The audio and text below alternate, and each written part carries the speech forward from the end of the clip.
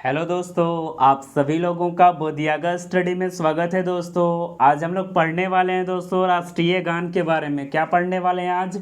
तो आज हम लोग पढ़ने वाले हैं राष्ट्रीय गान के बारे में। तो उसकी शुरुआत करते हैं दोस्तों। शुरुआत करने से पहले बता दें कि हमारे चैनल का नाम है बोधियागा स्टडी। अगर आप हमारे चैनल से नए जुड़े हैं तो आप ज़रूर सब्सक्राइब करेंगे, बेल आइकन को ज़रूर दबा देंगे। तो आज का टॉपिक को शुरुआत करते हैं दोस्तों। आज हम लोग पढ़ने वाले हैं राष्ट्रीय गान, भारत का राष्ट्रीय गान आज पढ़ने वाले हैं दोस्तों। तो आज का टॉपिक मेरा बेहद इंपॉर्टेंट टॉपिक है। तो आज का टॉपिक को शुरुआत करते हैं दोस्तों।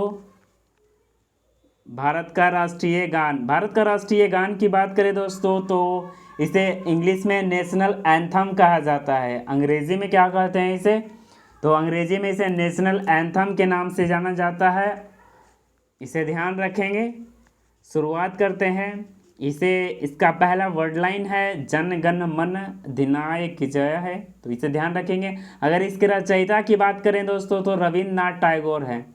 इसके रचयिता कौन है? तो इसके रचयिता रविन्द्रनाथ टैगोर को कहा, रविन्द्रनाथ टैगोर रचयिता हैं। ठीक है, इसे ध्यान रखेंगे। अगर इसकी गायन अवधि की बात करें तो इसकी गायन अवधि 52 सेकेंड यानी 52 सेकेंड है दोस्तों। अगर इसका संक्षिप्त यानी संक्षेप में अवधि बात करें तो 20 सेकेंड संक्षेप में गाया जा सकता है 20 सेकेंड, और गायन अवधि इसका 52 सेकेंड का है।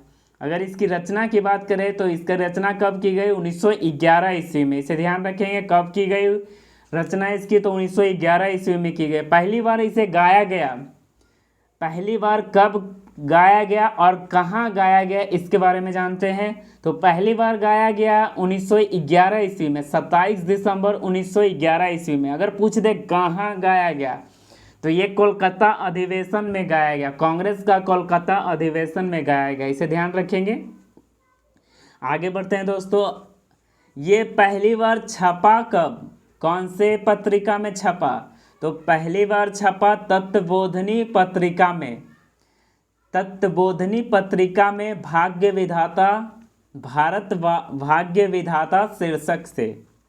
तो इसे ध्यान रखेंगे। पहली बार छपा तत्वबोधिनी पत्रिका में और भारत भाग्य विधाता के शीर्षक से। अगर इसके अंग्रेजी रूपांतरण की बात करें दोस्तों तो इसका अंग्रेजी रूपांतरण कब किया गया? तो 1919 यानी 1919 ईस्वी में, 1919 ईस्वी में इसका अंग्रेजी अनुवाद किया गया, जिसका नाम क्या था? Morning song of India. क्या नाम था? मॉर्निंग सॉन्ग ऑफ इंडिया के नाम से अंग्रेजी में रूपांतरण किया गया। जन गण मन को अंग्रेजी रूपांतरण। आगे बढ़ते हैं दोस्तों। अगर राष्ट्रीय गान को भारतीय संविधान या भारत सरकार कब स्वीकृति मिली इससे? तो 24 जनवरी 1950 ईस्वी को स्वीकृति मिली राष्ट्रीय गान का। अगर इसका मॉडर्न धुन की बात करें, इसका आधुनिक धुन की बात करें तो कैप्टन राम सिंह ठाकुर थे। अगर धुन तैयार की उन्होंने किया आधुनिक में तो कैप्टन राम सिंह थे। इसे ध्यान रखेंगे। आगे बढ़ते हैं। इन्होंने 1905 ईस्वी में, इन्होंने यानी कौन? रविन्द्रनाथ टैगोर ने। तो रविन्द्रनाथ टैगोर ने 1905 ईस्वी में बंगाल विभाजन के समय आमार सोनार बांग्ला गीत को लिखा, जो आज बांग्लादेश का राष्ट्रीय गान बना है। तो इसे भी ध्यान रखेंगे। कौन से ऐसे महापुरुष हैं जो 2 कंट्री का राष्ट्रगान लिखे हैं? तो रविन्द्रनाथ टैगोर।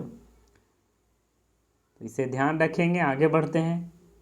राष्ट्रगान की मूल रचना 5 पदों में है, किंतु राष्ट्रगान की मूल रचना 5 पदों में है, किंतु इसका केवल 1 पद ही राष्ट्रीय गान का दर्जा मिला। राष्ट्रगान की मूल रचना 5 पदों में है, किंतु इसका केवल 1 पद को राष्ट्रीय गान का दर्जा मिला। इसे ध्यान रखेंगे। आगे बढ़ते हैं। राष्ट्रीय गान जन गण मन को रविन्द्रनाथ टैगोर ने बंगाली भाषा में रचना की थी।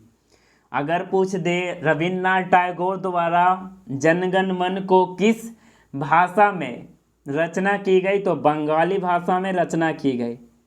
इसे ध्यान रखेंगे। आगे बढ़ते हैं। आबिद हसन साफरानी ने बंगाली भाषा से जनगण मन को आबिद हसन साफरानी ने बंगाली भाषा से इसका अनुवाद शुभ सुख चैन वर्षे के नाम से किए, जो आज़ाद हिंद सरकार का राष्ट्रीय गान बना। इसे भी ध्यान रखेंगे। आबिद हसन साफरानी ने ही जय हिंद शब्द दिया। आबिद हसन साफरानी ने ही जय हिंद शब्द दिया, जिसे सुभाष चंद्र बोस ने नारा के रूप में इसे प्रयोग किया। तो इसे भी ध्यान रखेंगे। प्रथम विश्व युद्ध फर्स्ट वर्ल्ड वॉर के समय आज़ाद हिंद फौज का गठन काबुल में राजा महेंद्र प्रताप सिंह ने किया। किसने किया? आज़ाद हिंद फौज की स्थापना फर्स्ट वर्ल्ड वॉर में तो काबुल के राजा महेंद्र प्रताप सिंह ने किया। तो राजा महेंद्र प्रताप सिंह को आर्यन पेशवा के नाम से जानते हैं। राजा महेंद्र प्रताप सिंह को आर्यन पेशवा के नाम से जानते हैं, इसे ध्यान रखेंगे। आगे बात करते हैं 1957 के लोकसभा चुनाव में मथुरा से अटल बिहारी वाजपेयी को हराया गया था। तो अटल बिहारी को कौन हराए थे 1957 के लोकसभा चुनाव में? तो यही थे राजा महेंद्र प्रताप सिंह, जिन्हें क्या कहा जाता है? आर्यन पेशवा के नाम से जाने जाते हैं। तो 1957 के लोकसभा चुनाव में मथुरा से अटल बिहारी वाजपेयी को हराया था। तो इसे भी ध्यान रखेंगे। द्वितीय विश्व युद्ध सेकेंड वर्ल्ड वॉर के समय 1942 में आज़ाद हिंद फौज का गठन टोक्यो में रास बिहारी बोस ने किया। सेकेंड वर्ल्ड वॉर के समय 1942 में आज़ाद हिंद फौज का गठन टोक्यो में रास बिहारी बोस ने किया। इसे भी ध्यान रखेंगे। आज़ाद हिंद सरकार के लिए कैप्टन राम सिंह ने सभी गानों को धुन को तैयार किया था। आज़ाद हिंद सरकार के लिए कैप्टन राम सिंह ने सभी गानों के धुन को तैयार किया था। इसे भी ध्यान रखेंगे। अब आगे बढ़ते हैं। यूसुफ मेहर अली की बात करें तो भारत छोड़ो, जो कि महात्मा गांधी जी के द्वारा 1942 भारत छोड़ो आंदोलन 8 अगस्त 1942 ईस्वी को किया गया था अंग्रेज़ों के खिलाफ। तो भारत छोड़ो शब्द अगर पूछे कि भारत छोड़ो शब्द किसके रचनाकार कौन है, तो यूसुफ मेहर अली हैं। कौन है? यूसुफ मेहर अली हैं। आगे बढ़ते हैं। साइमन गोबैक को पहली बार कहने वाले कौन थे? यूसुफ मेहर अली थे। यूसुफ मेहर अली को ध्यान रखेंगे। आगे बढ़ते हैं। राष्ट्रीय गान में प्रयुक्त शब्दों का अर्थ, जैसे मराठा यानी कहा गया उच्चारण किसका किया जा रहा है? महाराष्ट्र का। द्रविड़ यानी किसका उच्चारण किया जा रहा है? तो दक्षिण भारत का। उत्कल में किसका उच्चारण किया जा रहा है? तो उत्तराखंड का। बंग में किसका उच्चारण किया जा रहा है? तो बंगाल का। इसे भी ध्यान रखेंगे। तो आपको टॉपिक यह बेहद इंपॉर्टेंट लगा होगा दोस्तों। अगर इंपॉर्टेंट लगा है तो आप हमारे चैनल को ज़रूर लाइक कीजिएगा, सब्सक्राइब कीजिएगा और दोस्तों में ज़रूर शेयर कीजिएगा। और इस वीडियो को ज़्यादा से ज़्यादा शेयर कीजिएगा ताकि सभी लोगों तक पहुंच पाए, और हमारे चैनल को ज़रूर लाइक कीजिएगा। तो आज का टॉपिक को यहीं तक रखते हैं दोस्तों। थैंक यू, धन्यवाद।